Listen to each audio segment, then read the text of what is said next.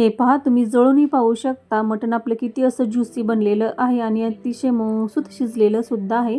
रस्साही छान असा दाटसर बनलेला आहे आणि कटही तुम्ही जळूनही पाहू शकता.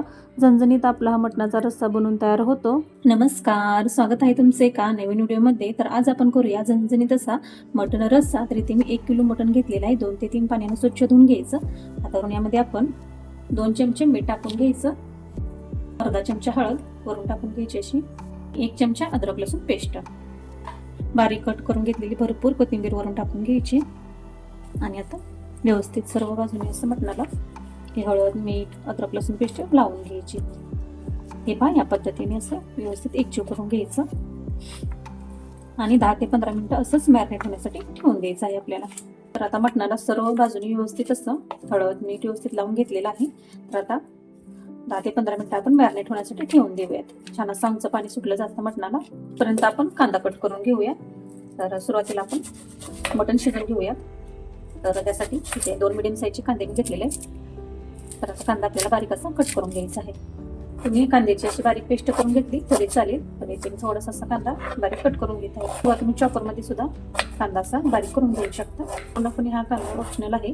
तुम्हाला सुरुवातीला असं मटण सूपमध्ये हवा असेल तर टाकू शकता किंवा स्किप केलं तरी चालेल. आता आपण फोडणी देऊन घेऊयात. कुकर गरम करून आता यामध्ये तुम्ही पातेल्यामध्ये शिजवून घेऊ शकता. तर आता यामध्ये 4 चमचे तेल गरम करून घ्यायचं. तेलाच प्रमाणे तुमच्या आवडीनुसार कमी जास्त करू शकता.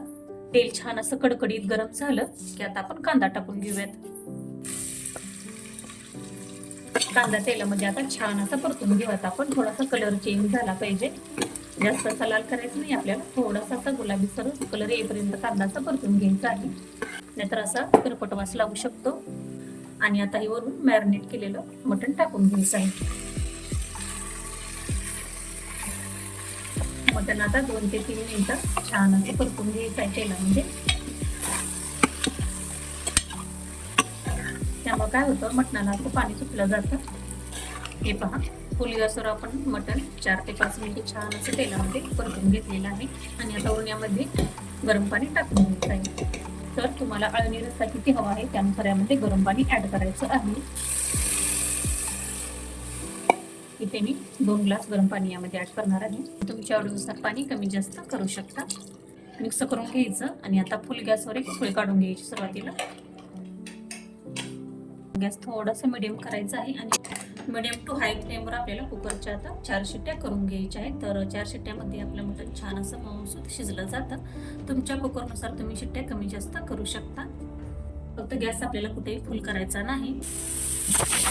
आता वाटण्यासाठी आपण इथे साहित्य पाहूया. तर 1 चमचा तीळ आपल्याला भाजून घ्यायचे आहेत आणि इथे अर्धी वाटी खोबऱ्याची इथे मी भाजून घेतलेली आहे आणि असं थोडंसं बारीक तुकडे करून घ्यायचे. आणि 4 ते 5 फक्त लसणाच्या पाकळ्या घ्यायच्या. तर लसूण आपण सुरुवातीला मॅरिनेट करत असताना त्यामध्ये अद्रक लसूण पेस्ट टाकलेली होती आणि थोड्याशी ते मी कोथिंबीरच्या काड्या घेतलेल्या आहेत. त्यामुळे चव खूप छान आहे. 2 मिडियम साईजचे कांदे असं भाजून घेतलेले आहेत आणि हे सर्व आपल्याला थंड करून घ्यायचं आहे. आणि आता मिक्सरच्या भांड्यामध्ये असं बारीक वाटण करून घेऊयात. तर सुरुवातीला खोबरं बारीक करून घेऊयात आपण, कारण सर्व साहित्य व्यवस्थित असं बारीक होणार नाही. खोबरं बारीक व्हायला थोडासा असं जास्त वेळ लागतो, त्यामुळे खोबरं सुरुवातीलाच बारीक करून घ्यायचं आहे. काही मिक्सरच्या भांड्यामध्ये होतं, तुम्ही तसं करून घेतलं तरी चालेल. अर्धा चमचा मीठ टाकून घेते, त्यामुळे आपलं खोबरं पटकन बारीक होतं. झाकण लावून असं बारीक करून घेऊया. हे पहा, सर्व खोबरं या पद्धतीने असं बारीक करून घ्यायचं आणि आता उरलेलं सर्व साहित्य यामध्ये टाकून घ्यायचं. तीळ कोथिंबीर लसूण आणि आपला कांदा बारीक वाटण करून घेऊयात पाणी न टाकता सुरुवातीला. हे पहा, वाटण आपलं तयार आहे. तर आता थोडंसं आपण यामध्ये अजून जास्त बारीक करण्यासाठी पाणी टाकून घेऊयात आणि छान अशी बारीक पेस्ट करून घ्यायची. हे पहा, मऊसूत आपली अशी बारीक पेस्ट तयार झालेली आहे. ही मऊसूत आपलं वाटण तयार झालेलं आहे. तोपर्यंत कुकरच्या 4 शिट्ट्या करून घेतलेल्या आहेत आणि आता पूर्ण असं वाफ घालून घ्यायची आणि कुकरचं आता झाकण काढून घेऊयात आपण. लगेचच काढायचं नाही, थोडंसं असं कोमट करून कुकरचं झाकण काढून पाहूयात आपण. तर हे पहा, मटण ही छान असं आपलं मऊसूत शिजलेलं आहे. तुम्हाला जळणी दाखवते. हे पहा, तर आता आपण फोडणी देऊन घेऊयात. कढईमध्ये 3 ते 4 चमचे आता तेल गरम करून घ्यायचं. तेलाचं प्रमाण हे रश्श्यासाठी तुम्हाला तुमचा रस्सा किती वाढवायचा आहे किंवा कमी करायचा आहे त्यानुसार कमी जास्त करू शकता. कसं गरम करायचं आहे आपल्याला, जास्त असं कडक करायचं नाही आणि गॅस पूर्णपणे बारीक करायचा आहे. आणि तेलामध्ये आता आपल्याला पावडर मसाले टाकून घ्यायचे आहेत. तर आता सुरुवातीला आपण इथे मी पोहे खायचा जो चमचा असतो त्या चमच्याने ते 3 चमचे घरगुती काळं तिखट घेतलेलं आहे ते टाकून घेऊयात. 1 चमचा काश्मीरी लाल मिरची पावडर, 1 चमचा घरगुती लाल तिखट, अर्धा चमचा गरम मसाला, 1 चमचा मी मटण मसाला घेतलेला आहे आणि पाव चमचा हळद.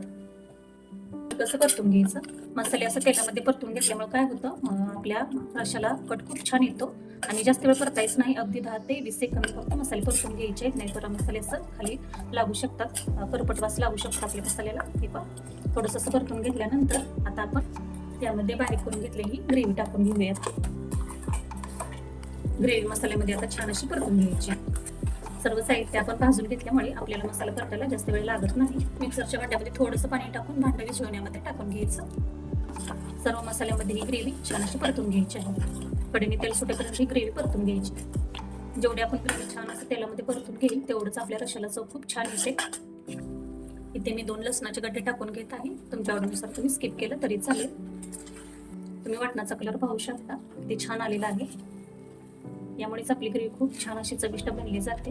फक्त सुरुवातीला मसाला भाजायला आणि नंतर परतायला थोडासा वेळ लागतो, यामुळेच आपली ग्रेव्ही छान अशी चविष्ट बनली जाते. आणि कोणत्याही साहित्याचा आपलं असं ग्रेव्हीला कच्चा वास लागत नाही, कारण आपण सर्व साहित्य छान असं भाजून घेतलेलं आहे.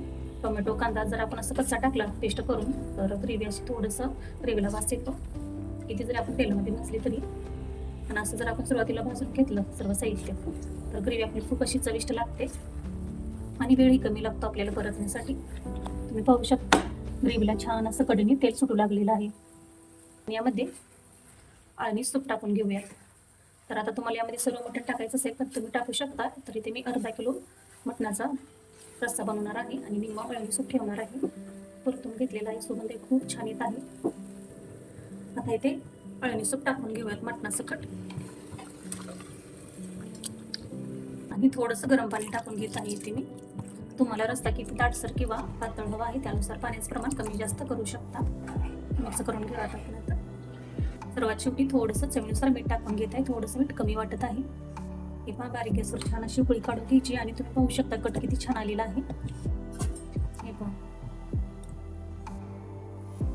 सर्वात शेवटी आता वरून भरपूर कोथिंबीर टाकून घ्यायची. हे पहा मटण तुम्ही पाहू शकता किती आपलं असं झणझणीत बनलेलं आहे आणि कटी पाहू शकता किती छान आलेला आहे. पहा अगदी झणझणीत आपला हा मटण रस्सा बनवून तयार झालेला आहे. तर या पद्धतीने नक्की करून पहा हो. आणि मी बनवलेली याची रेसिपी तुम्हाला थोडी जरी हेल्पफुल वाटली तर चॅनेलला लाईक करा, शेअर करा, सबस्क्राईब करा हो. आणि एब्यूर असाल तर फॉलो करायला विसरू नका. भेटूया अशाच नवीन रेसिपी बरोबर. तोपर्यंत धन्यवाद.